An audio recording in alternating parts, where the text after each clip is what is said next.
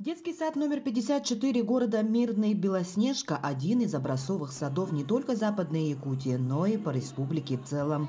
Дошкольная организация действительно уникальная, стабильная, успешная. Ее деятельность характеризует качественное дошкольное образование и хорошая материально-техническая база. Наш детский сад посещает 143 воспитанника. Но в нашем детском саду созданы все условия для комфортного пребывания и успешного развития наших детей. Ровно 10 лет назад детские сады Мирнинского района объединились под крыло автономной некоммерческой дошкольной образовательной организации «Алмазик».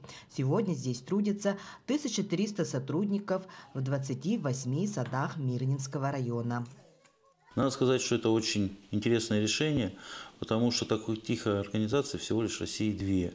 Это у нас и в Тольятти. Мы предоставляем достаточно большой спектр платных услуг.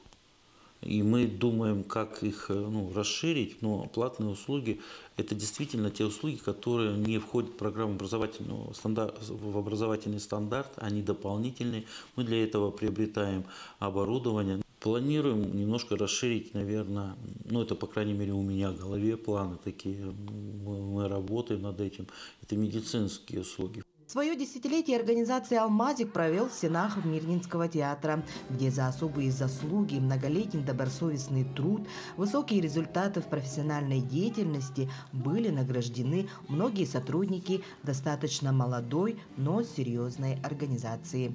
Анна Васильева, Мирный.